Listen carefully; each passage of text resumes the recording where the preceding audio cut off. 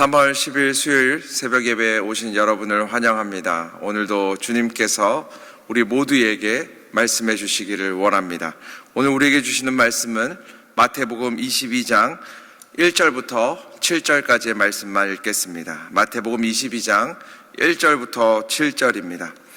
예수께서 다시 비유로 대답하여 이르시되 천국은 마치 자기 아들을 위하여 혼인잔치를 베푼 어떤 임금과 같으니 그 종들을 보내어 그 청한 사람들을 혼인잔치에 오라 하였더니 오기를 싫어하거늘 다시 다른 종들을 보내며 이르되 청한 사람들에게 이르기를 내가 오찬을 준비하되 나의 소와 살진 짐승을 잡고 모든 것을 갖추었으니 혼인잔치에 오소서 하라 하였더니 그들이 돌아보지도 않고 한 사람은 자기 밭으로 한 사람은 자기 사업하러 가고 그 남은 자들은 종들을 잡아 모욕하고 죽이니 임금이 노하여 군대를 보내어 그 살인한 자들을 진멸하고 그 동네를 불사르고. 아멘.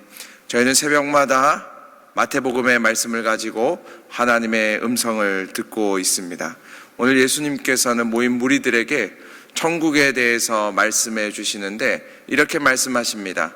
천국은 마치 임금이 자기 아들을 위하여 혼인잔치를 베푼 것과 같다고 성경은 이야기하고 있습니다. 천국은 어떤 곳일까요?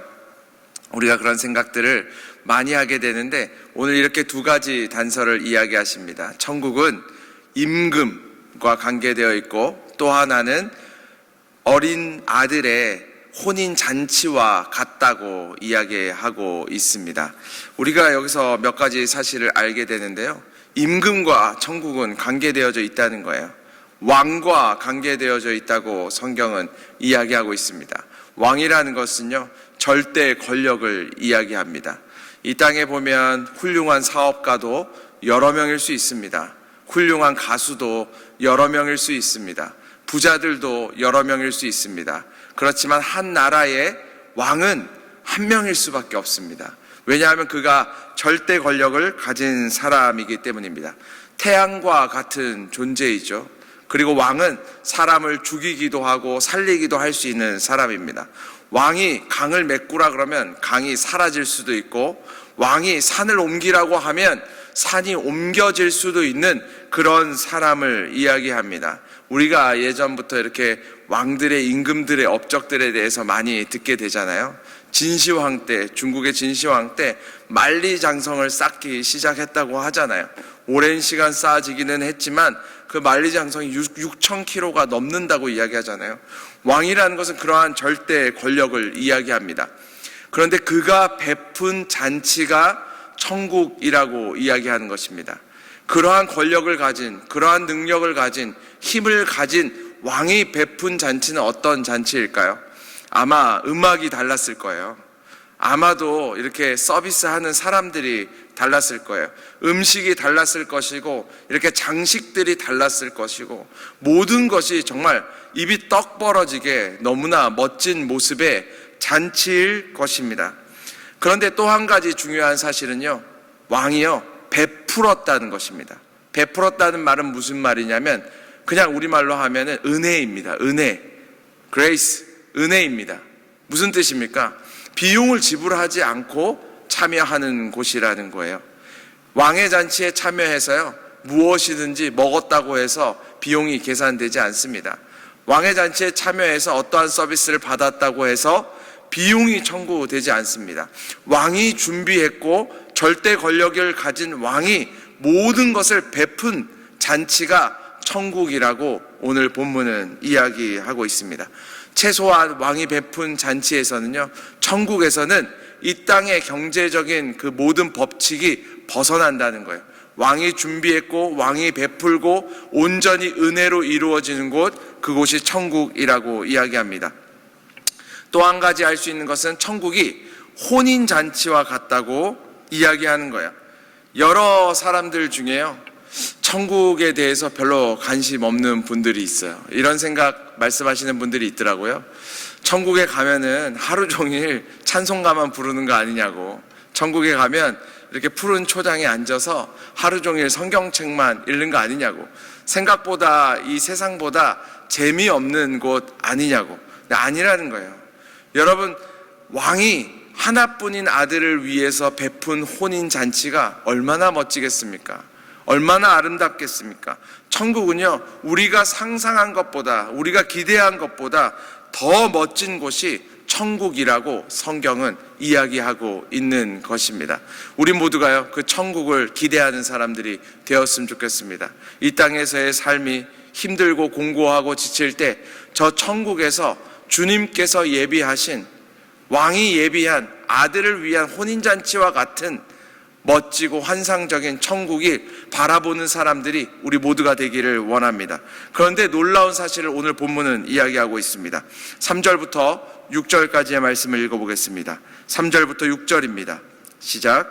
그 종들을 보내어 그 청한 사람들을 혼인잔치에 오라 하였더니 오기를 싫어하거늘 다시 다른 종들을 보내며 이르되 청한 사람들에게 이르기를 내가 오찬을 준비하되 나의 소와 살진 짐승을 잡고 모든 것을 갖추었으니 혼인잔치에 오소서 하라 하였더니 그들이 돌아보지도 않고 한 사람은 자기 밭으로 한 사람은 자기 사업하러 가고 그 남은 자들은 종들을 잡아 모욕하고 죽이니. 오늘 본문에 보면요, 예상치 못한 일이 벌어집니다. 절대 권력을 가진 왕이 자신이 모든 것을 준비해서 은혜로 베푼 잔치에 사람들을 초청했습니다. 그런데요, 사람들이 좋아하지 않는 거예요. 사람들이 오기를 싫어하는 거예요. 그래서요, 왕이요, 다시 다른 하인들을 보내서 사람들을 다시 한번 초청합니다. 간곡하게 초청합니다. 내가 살진 소와 짐승을 잡았으니 와서 즐기라고 이야기합니다. 그런데요, 사람들이 뒤도 돌아보지 않고 한 사람은 사업하러 가고 한 사람은 밭으로 가고, 그리고 남은 사람들은 그 왕이 보낸 종을 잡아 죽이기까지 하는 일들을 일어나게 합니다. 우리가 여기서 몇 가지 사실을 알 수 있습니다. 이 왕의 선함에 대해서 알 수 있습니다. 잔치를 베푼 왕은 정말 선한 왕이었습니다. 왜냐하면 그가 모든 것을 준비하고 베풀고 왕의 신하들을 이렇게 초청한 것입니다. 어떤 사람들을 초청했을까요? 초청받을 만한 사람들을 초청했을 것입니다. 전 국민을 다 초청하지는 못했겠죠. 왕과 친한 사람들, 이 자리를 빛낼 사람들, 고관들, 개국 공신들, 꼭 와야 되는 사람들을 초청했는데 그들이 오기를 싫어했다고 성경은 이야기하고 있습니다. 여러분, 여기서요, 왕이 선하지 않다면 그들을 다 죽이면 됩니다. 이 고대 때요, 임금이 불렀는데 오지 않으면요, 사형에 처해지는 거예요. 여러분, 우리가 에스더서를 읽어봐서 알잖아요. 에스더 왕이 페르시아의 여왕이 되기 전에 황후의 이름을 혹시 기억하시는 분이 있습니까? 와스디라는 이름의 황후였는데 아하수에로 왕의 왕비인 와스디는 아름다운 것으로 유명했습니다. 그런데 한 번은 잔치가 벌어지고 아하수에로 왕이 이 주흥이 나서요, 이 아내를 불러서 이 고관들에게 보여주고 싶은 거예요. 너무 아름다우니까. 그런데 불렀는데 와스디 황후가 어떻게 합니까? 거절하고 나아가지 않았습니다. 그러니까 어떻게 됐어요? 그냥 용서해 준 게 아니에요. 폐위시켜 버립니다. 역사의 한 장면에서 그냥 퇴장시켜 버려요. 그게 왕권입니다. 주권입니다.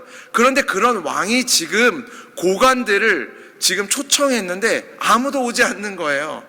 왕이 정말 선하지 않았다면요, 이제 다 죽여버리면 됩니다. 그런데 어떻게 해요? 다른 종들을 다시 한번 보내서 간곡하게 요청하는 장면을 우리가 볼 수 있습니다. 왜 그랬을까요? 왕이 선하고요, 왕이 그 고관들을 사랑하기 때문입니다.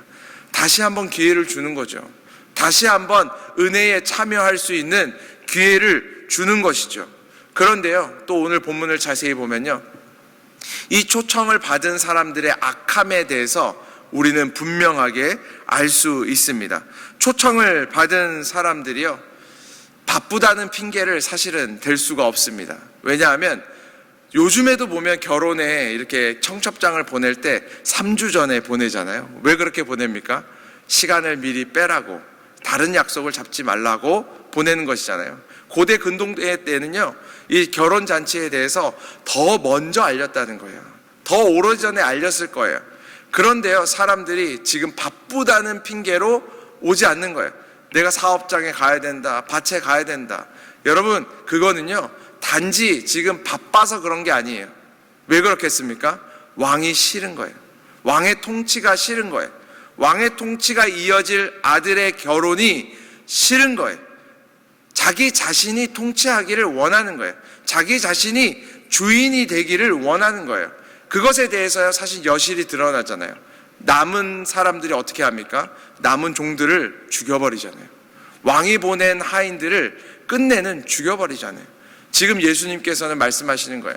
하나님께서 천국의 잔치를 베푸시고 초청하기 위해서 예수님을 이 땅 가운데 보내셨는데, 이 땅에 바리새인과 사두개인과 수많은 사람들이 그 하나님의 초청에 응하지 않잖아요. 왜 그렇습니까? 이야기하고 있는 거예요. 자기 자신이 주인이 되었기 때문입니다. 자기 자신이 영광을 받기를 원해서입니다. 사랑하는 여러분, 오늘 본문은 우리들에게도 계속해서 질문하고 있습니다. 우리들은 예수님의 잔치의 초청에 정말 믿음으로 나아가는 사람들인가? 저는 저와 여러분들이 믿음으로 나아가는 사람들이 되기를 원합니다. 또한 오늘 본문 이후의 이야기들을 사실은 우리가 너무나 잘 알고 있습니다. 초청했던 사람들이 오지 않자 어떻게 합니까? 왕이요, 내거리로 종들을 보내서 거기에 있던 누구라도 다 오라고 초청하게 됩니다. 그래서 수많은 사람들이 잔치에 왔는데, 왕이 잔치에 가보니까 어떻게 합니까? 그분들의 의복이 맞지 않는 거예요. 그래서 다시 그들을 쫓아내 슬피 울며 이를 갈게 함을 당하게 되는 장면이 있는데요, 저희들에게 예수님께서 도전하는 것 같습니다. 우리들은요, 은혜로 값없이 구원의 자리에 들어섰습니다.